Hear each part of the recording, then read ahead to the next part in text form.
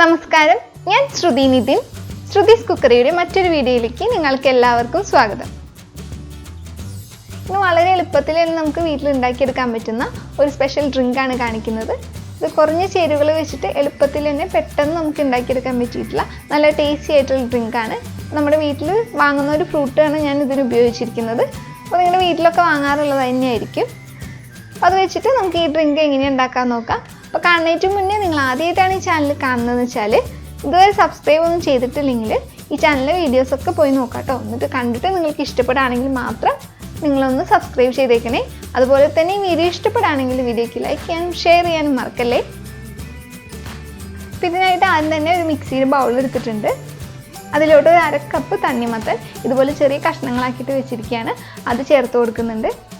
ഇത് കുരുവൊക്കെ കളഞ്ഞിട്ട് എടുത്ത് വെച്ചിട്ടുള്ള തണ്ണിമത്തനാണ്. അപ്പോൾ ചെറിയ കഷ്ണങ്ങളാക്കി എടുക്കുമ്പോൾ കുരുവൊക്കെ കളയാനായിട്ട് നമുക്ക് എളുപ്പമായിരിക്കും.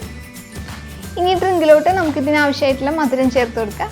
അപ്പോൾ ഞാനിവിടെ ഒരു 1/4 കപ്പ് പഞ്ചസാരയാണ് ചേർത്ത് കൊടുത്തിരിക്കുന്നത്.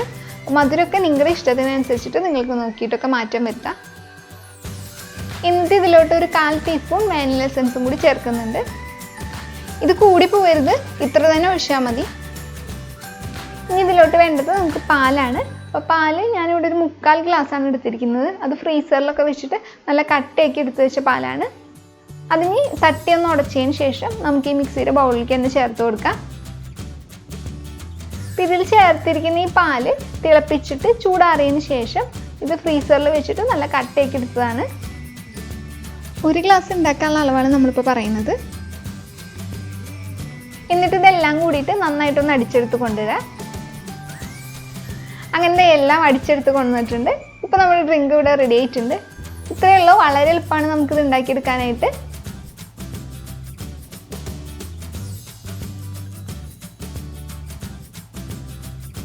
ഇതിൻ്റെ മുകളിലായിട്ട് ചെറുതായിട്ട് അരിഞ്ഞു വെച്ചിട്ടുള്ള തണ്ണിമത്തൻ ഒന്ന് ചേർത്ത് കൊടുക്കുന്നുണ്ട്. നിങ്ങൾക്ക് തീരെ താല്പര്യമില്ല എന്ന് വെച്ച് കഴിഞ്ഞാൽ ഒഴിവാക്കാം. പക്ഷേ ഇതെന്നേ ഞാൻ പറയുള്ളൂ. കാരണം എന്താണെന്ന് വെച്ച് കഴിഞ്ഞാൽ ഇതിങ്ങനെ കാണാനൊരു ഭംഗിയാണ്. മാത്രമല്ല കുടിക്കുന്ന സമയത്ത് ചെറുതായിട്ട് ആ തണ്ണിമത്തൻ കടിക്കുമ്പോൾ അതൊരു സ്പെഷ്യൽ ടേസ്റ്റാണ്. അപ്പോൾ എല്ലാവരും ഈ ഡ്രിങ്ക് ഒന്ന് ഉണ്ടാക്കി നോക്കുക. നിങ്ങൾക്ക് തീർച്ചയായിട്ടും ഇഷ്ടപ്പെടും. ഉണ്ടാക്കി നോക്കിയിട്ട് നിങ്ങളുടെ കമൻറ്റ്സ് എന്തൊക്കെയായാലും അത് അറിയിക്കാൻ മറക്കരുത്.